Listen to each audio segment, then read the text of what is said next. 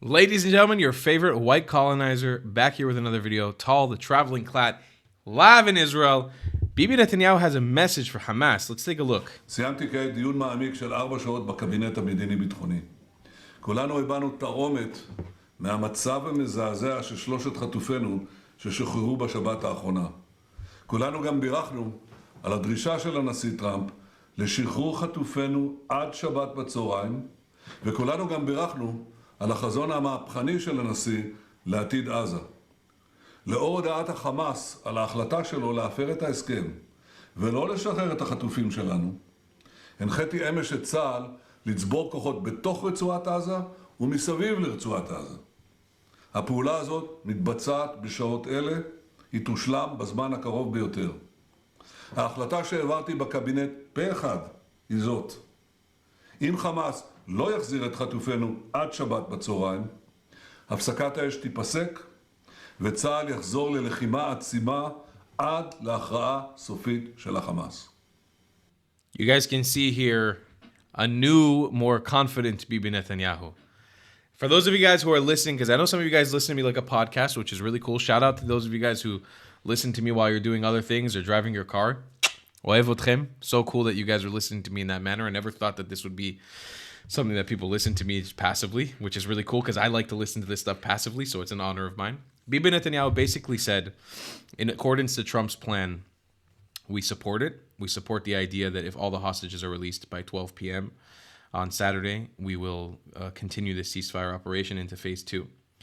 Now, Israel kind of went back on its words, and Trump gave this option from his perspective, but Israel actually said, as long as you only release 3, we want to continue in the original thing. If you only release 3 Hamas, we'll continue with the ceasefire deal. Israel now has the permission, if they don't release all the hostages on Saturday, to just fuck shit up for Hamas. But this is how much restraint Israel is showing. The U.S. president just gave us permission to go back to fighting. What Hamas did was they said they want to back off from the ceasefire agreement. So what did Bibi Netanyahu did? He rallied all the troops, and I see if I could pull up a picture. So I wasn't able to find specific pictures. I felt like I saw them yesterday of tanks mounting on the border of Gaza yesterday, but it's supposedly one of the biggest call-up, like on hold for reservists since the beginning of the war, since October 7th. So you see a lot of confidence coming in there from Bibi Netanyahu saying, we will amass on your border. I'll play it again, the section where he says this. Here. So they've gathered, basically surrounding Gaza. Hamas yesterday was able to look at their scenario and say, holy shit, IDF has now surrounded us, both in Gaza and outside of Gaza, and has us pinpointed. And if we are to resume fighting, it's going to be all hell breaks loose in Gaza. Scare the shit out of them. What did Hamas do? Later last night, they were like, okay, we'll give you the 3 hostages on Saturday. So it seems like things are progressing, and Bibi is willing to continue taking it slow with them.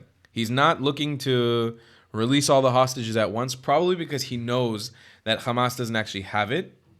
But again, it seems like we're really trying to pressure Hamas into stepping down in the ceasefire. Immense social pressure on them. Immense social pressure is being put on them. Immense. So far so much so, that they were claiming the reason why they wanted to end the ceasefire is because they weren't getting enough food trucks and Israel wasn't abiding by it. The UN said there was a surplus of food trucks. The UN, the most anti-Semitic agency of them all, came out and said that there was a surplus and that Israel was doing above and beyond to get the food trucks into Gaza. So we're sitting in a reality where Hamas and the Islamic regime of Iran's proxies are in a very, very, very bad position right now. And it's extremely exciting to see where it all goes. That's my commentary on it.